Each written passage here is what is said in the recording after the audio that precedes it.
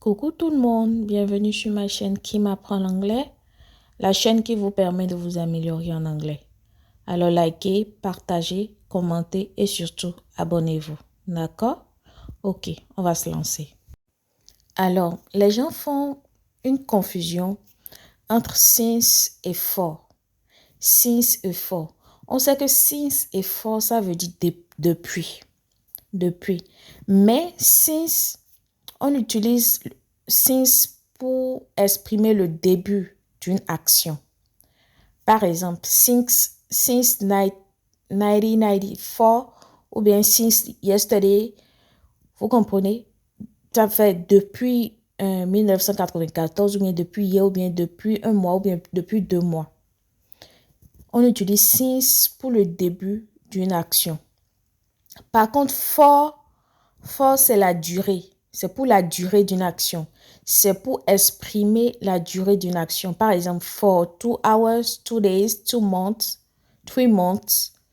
Pour 2 heures, 3 heures, 4 heures, ou bien 4 mois, 1 an, 10 ans. C'est ça. Voilà la différence entre since et for. Les deux veulent dire depuis, mais since s'utilise au début d'une action et for s'utilise pour exprimer la durée d'une action. D'accord? Ok, ne faites plus la confusion. Alors, il y a une différence pour dire « je vais bien »,« tout va bien » en anglais. En français, on a utilisé le verbe « aller », mais en anglais, c'est pas la même chose. Pour dire « je vais bien », on dit « I'm doing well »,« I'm doing great », mais on ne dit pas « I'm going well ». D'accord? Ne dites pas I'm going well. I'm doing well. Maintenant, pour dire tout va bien, on dit plutôt everything is going well. Everything is going well. Pas everything is doing well. D'accord? Ne faites plus la confusion. Everything is going well et I'm doing well. I'm doing great. La vie va très bien. Quand les gens vous demandent comment va la vie, bon, je sais que les gens demandent ça, c'est une question même, c'est bizarre pour moi même.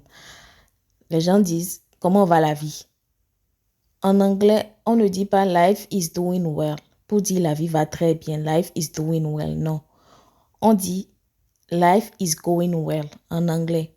Life is going well et non life is doing well. D'accord? Et pour terminer, les gens pour dire plutôt que j'ai 4 ans et demi, j'ai 2 ans et demi, ou bien mon fils a 3 ans et demi, ou bien ma fille a 11 ans et demi, ou 20 ans et demi. Désolé, 20 ans et demi. 8 ans et demi, peu importe. On ne dit pas, par exemple, mon fils, pour dire mon fils a 4 ans et demi, on ne dit pas my son is 4 years and half. Non, on ne dit pas ça. On dit plutôt my son is 4 and a half years.